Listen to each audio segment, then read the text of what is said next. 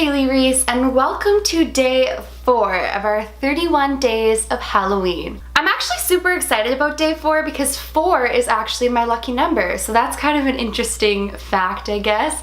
I love the number 4 ever since I was younger. So in honor of me loving the number 4, I thought that I would base today's video around a question that I actually get more often than you guys would think. And it's to do with, have I ever had a traumatizing nightmare? Now, when I was a little girl, I used to have a reoccurring nightmare, night after night after night after night.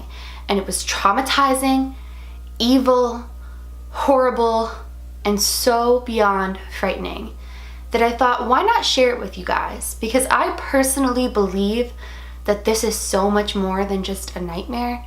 But I'm really interested to hear what you guys have to say. Before I get into today's video though, I just very quickly want to say, if you are new to my channel, hi, my name is Haley. My family on here is the Reese's Pieces, and we believe in the unbelievable. So if you too believe in the unbelievable, or you just want to hear about it, all you gotta do is go ahead, click that subscribe button, and join our family, because I've said it before, and I will say it again, I swear to goodness, my family on here is the best family in the entire YouTube community.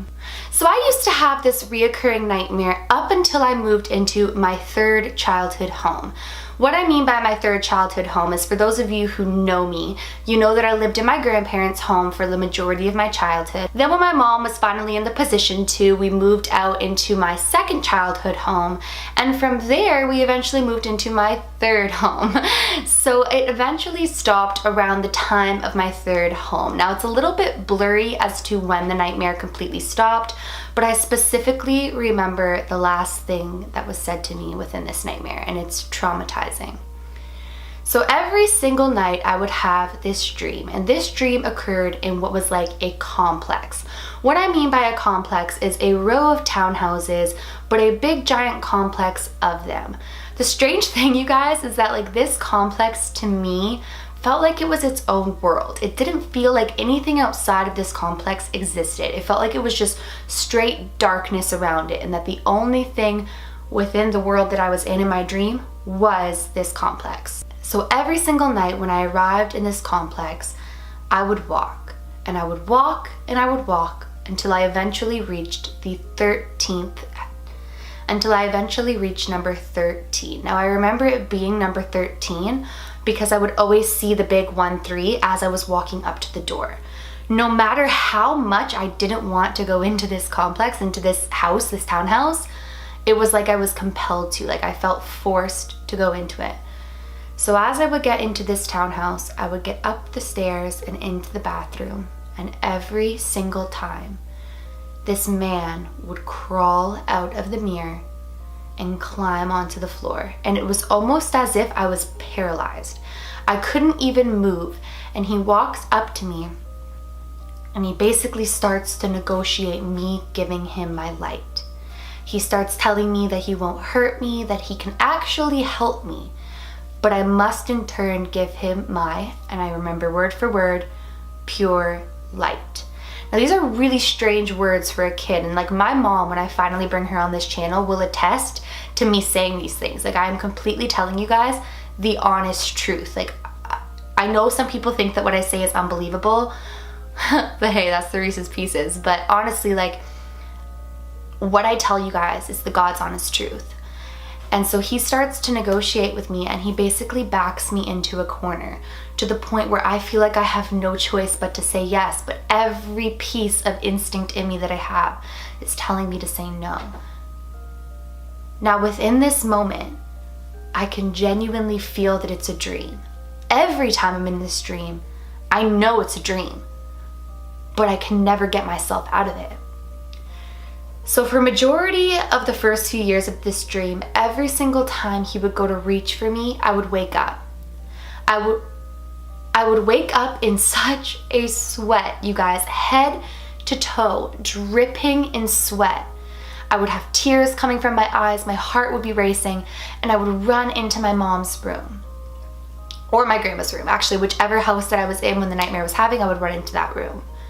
So I remember one specific night, I'm in my room in my mom's house. That's the second house that I lived in. And I have the same nightmare, and right when he's about to grab me, I wake up again. So I run into my mom's room, and I remember her playing with my hair and telling me, like, sweetie, if you know it's a dream, you gotta tell yourself it's a dream, and you gotta wake up, because it is just a dream, and you have the power within you and the ability to wake yourself up. So the next night I go to sleep, and the whole entire dream happens again. I get up into that bathroom, he climbs out of the mirror, which, by the way, I already have a fear of mirrors. If you haven't seen that video, definitely check it out. But this just added to it. And it's almost as if he knew I was afraid of mirrors, and he knew that I was seeing the woman in the mirror, so he would come out of the mirror. I don't know. But right when he's negotiating with me again, telling me to give him my purity, to give him my light, I tell him, and guys, I'm not joking you when I say I remember this word for word. Like, what I am telling you is the truth. I look him in the eyes and I say, my mommy says it's just a dream. And he looks at me and says, but it isn't. And I said, but it is. It's just a dream. And he looks at me, you guys, and he says, well, then why can't you wake up? Exactly like that, like in the creepiest face and the creepiest voice, he goes, well, then why can't you wake up? And I said to him, I'm gonna wake up. And he's like, but you can't. And I said, but I'm gonna. And now in the dream, I'm starting to cry. And he's like, but you can't.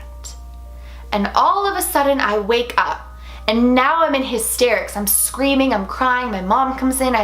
He said it's not a dream. He said it's not a dream. My mom's like, but baby, look, where are you? You're sleeping. It's a dream. It's all a dream. And so then my mom tries to switch her approach, and she tries to tell me, because I would tell her the details of the dream. She tries to tell me, if he comes to you in unit 13, don't go to unit 13. Force yourself not to get there. So the next night, I wish I was lying about this being night after night too, but I'm definitely not. The next night, I go to sleep, and I'm in that little like area again. And I am forcing myself with everything that I have not to go to unit 13. And I'm trying to force myself to wake back up again. And in the distance, I see this man slowly walking towards me. And it's like a horror movie where you want to run, but you can't. And I couldn't even move, you guys. It was like I was paralyzed, and I had no choice but to stand there and wait for him to get to me. And he gets to me, and I will never, ever forget what he said. Oh my God, okay. He says to me, you know the wonderful thing about this not being a dream? And I said, what?